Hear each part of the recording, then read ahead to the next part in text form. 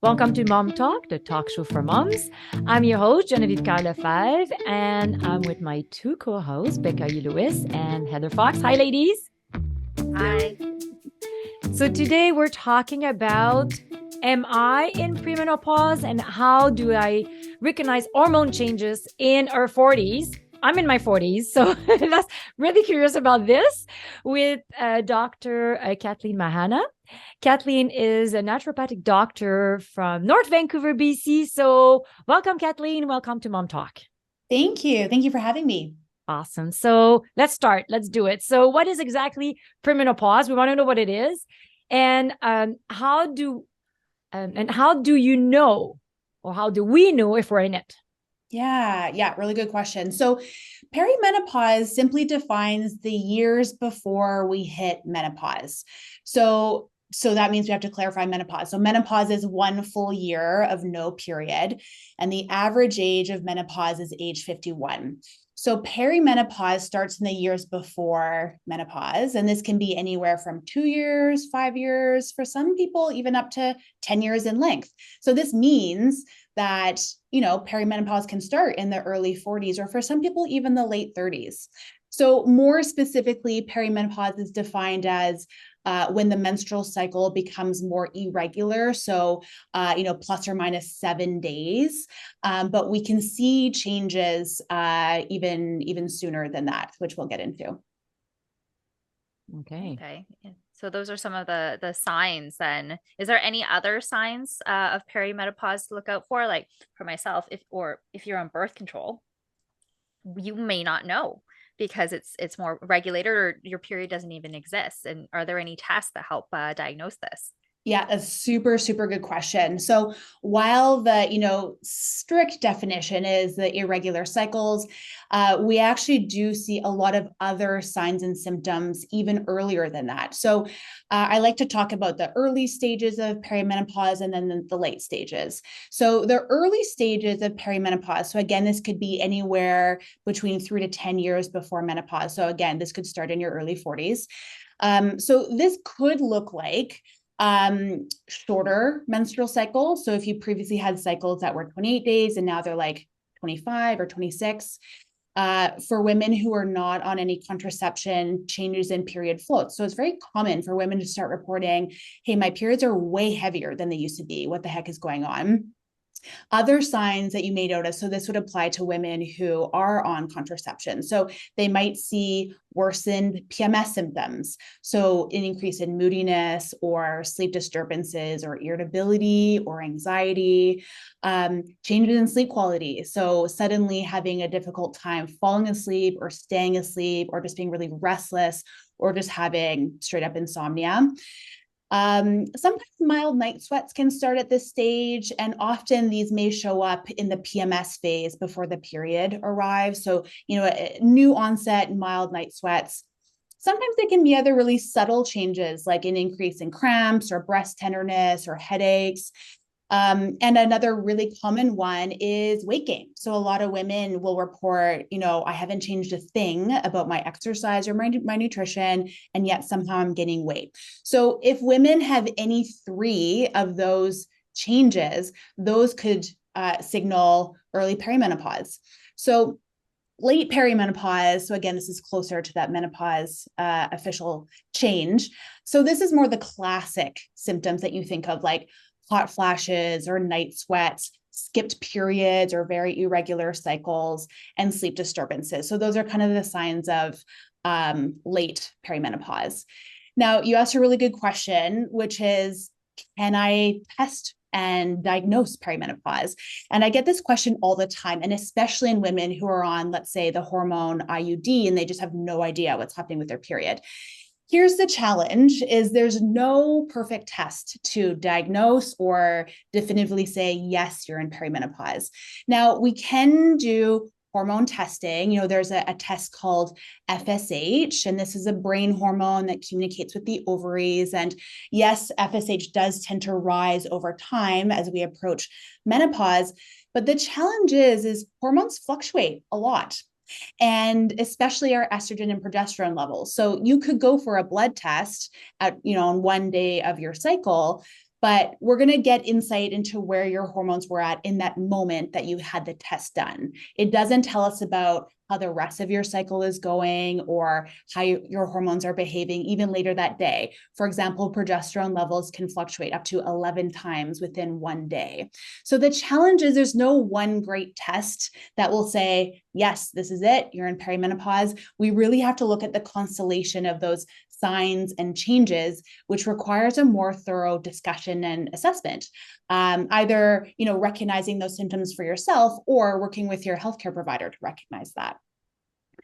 So the one thing I do want to say is that, while there's no perfect test to say if you're in perimenopause, blood testing can still be beneficial to rule out other things that can mimic perimenopause. So for example, a lot of the symptoms that I listed, those can overlap with thyroid disorders. So it is useful to work with your healthcare provider to, get a thyroid test done and make sure it's not changes in your thyroid, as well as, have a general health checkup. As I mentioned, metabolism does start to shift and change in the 40s. So having a baseline assessment of your cholesterol, blood sugar, thyroid, insulin, to name a few, I do think that is really helpful. And then lastly, the last thing I'll say on this topic is, as we progress through perimenopause and menopause, our risk of other health concerns increases. So women in perimenopause are more likely to have new onset mental health challenges like depression. Our risk of cardiovascular disease increases as we age and as we lose that estrogen. And same thing with our risk of osteoporosis over time. So in your 40s is really a good time to get baseline assessments done so we can understand how to support you both now and for the years to come. Wow, yeah. This is kind of crazy because this is like, as Jen said, I'm in my 40s as well. But I'm also like, times are changing. And I also am a mom to young children and I'm still breastfeeding. Like, it's such a weird clash. I never thought I would exist in breastfeeding and perimenopause together. Absolutely. Yeah, it's just so funny. So as we're kind of getting these different symptoms, is there ways to help this transition become easier? What can women do to actually treat these perimenopause symptoms and stuff? Yeah. And you really touch on something really important, which is, this is a time in a woman's life where, we're at the peak of, for some women, careers, or we have older kids or younger kids. And then suddenly to be hit with these hormone changes is like, it's not fair, right? So this is really a time where, I like to say, while hormone changes are inevitable, suffering is optional. And so like the take home message today is, get educated on what to expect and also ask for help from your healthcare provider or develop your healthcare team at this stage. So in short, to answer your question, there's actually lots we can do to support women in perimenopause.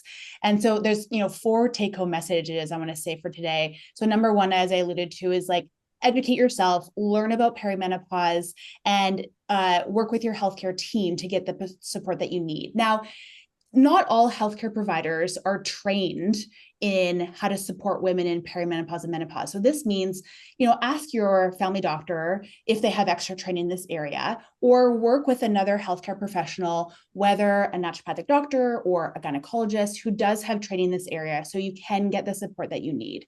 So number one is educate yourself and build your healthcare team.